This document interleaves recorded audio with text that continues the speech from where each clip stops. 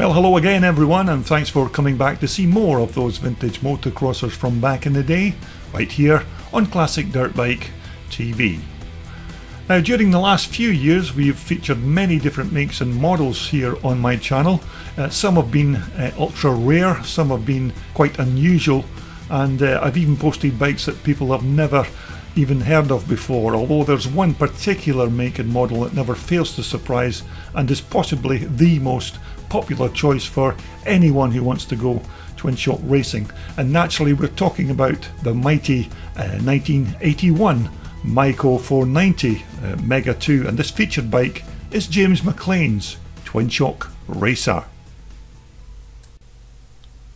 Now, there's nothing that I can really add to the many plaudits and achievements that have been bestowed on these 81 490 Maicos, because many riders and even off-road bike journalists still put this machine up there in the top 2 or 3 best dirt bikes ever made. And the Twin Shock 490 from 1981 was just simply an awesome race bike.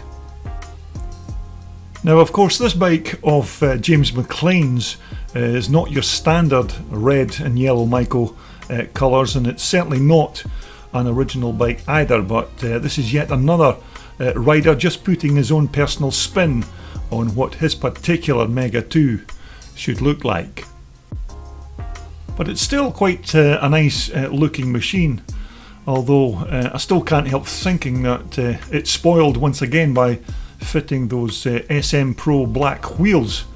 Now, it's not that it's the SM Pro wheels that are inferior in any way, because these are very high quality items, although it's a bit of a bugbear of mine that I'm not entirely convinced as to why you'd want to fit black wheels to a classic dirt bike. But then again, it's each to their own, I suppose. Now, this particular 81 490 engine is your standard piston port motor, although if you're looking for an upgrade, then you could of course opt for the nicer reed valve engine, which virtually eliminates the type of bogging that you get from these piston porters if you go into a corner too slow with the revs down and then snap the throttle back. But in terms of grunt, there's certainly no shortage of horses in either the piston port or reed valve motors on these bikes, because once the revs hit their sweet spot, these 490s will always try and rip your arms out of the sockets. Although in terms of their engineering and simplicity, these German made Maico engines were easy enough to maintain, and with a little patience and some decent tools, your average rider could quite easily perform a full engine rebuild in his garage or workshop. Now, as you'd expect on a bike that's now heading towards 40 years old, a reproduction replacement expansion chamber on this particular Maico, as almost all of these older 81s now have had their pipes changed for these more modern replacements. Now, James has also taken the opportunity to fit this alloy pipe guard, which certainly helps protect the exhaust from stones and other flying debris that would otherwise damage the front of the pipe.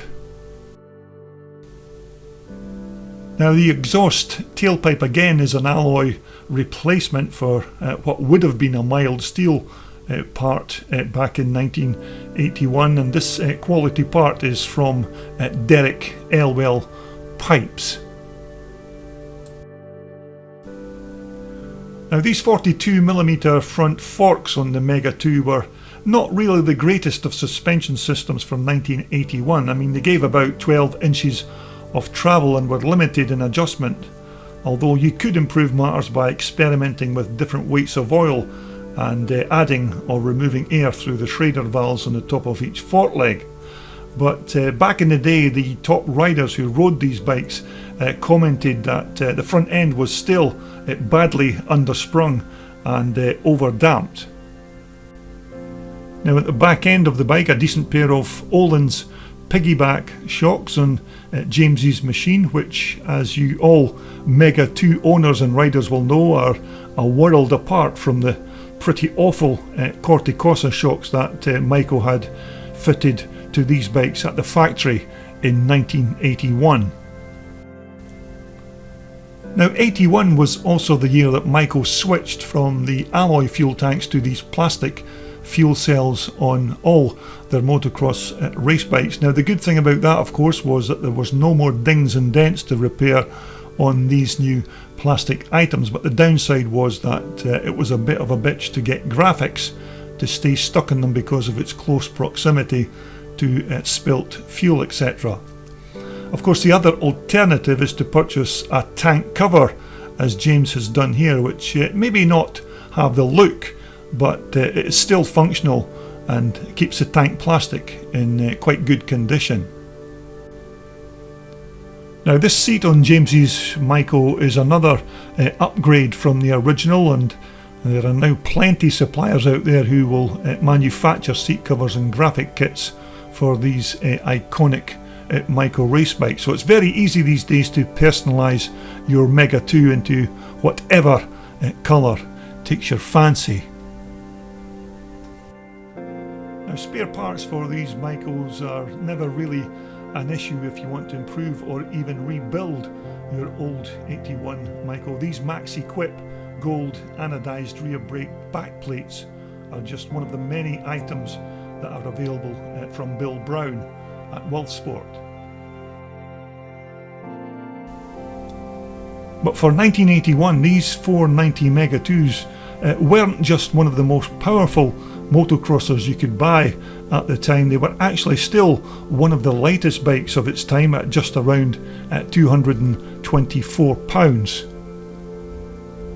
Although in terms of any of its bad points, naturally the big Maico had its share, but many were really just maintenance issues, and you had to rigorously check these bikes over after each and every race event. Now there was things like the carburettor would always seem to come loose, and no matter how hard you secured the clamp, it would still never be tight enough. Now the other thing was the original Maico foot pegs would always bend as if they were made of cheese, and you had to keep an eagle eye, of course, on the primary chains as well, just in case they started to stretch or break up. But of course every other motocross machine had its share of good and bad points, although the big 490 had more of a satisfying grin factor, especially when you snapped that 490 throttle back on that awesome power plant. And in this picture we can see James enjoying the delights of riding one of these big open class Maicos while he was riding his bike at a Scottish twin shock event at Drumclog in Ayrshire a few years ago. So there you have it, a very quick look around James McLean's 1981 490 Maico. Now if you'd like to see more of these types of vintage racers from back in the day, then I do hope you'll consider subscribing to my channel. Okay, next up we're going to take a look around another old Maico racer when we check out Tom Noble's 1986 GM 500. So thanks again for watching, and we'll speak again very soon when we all return once more to Classic Dirt Bike TV.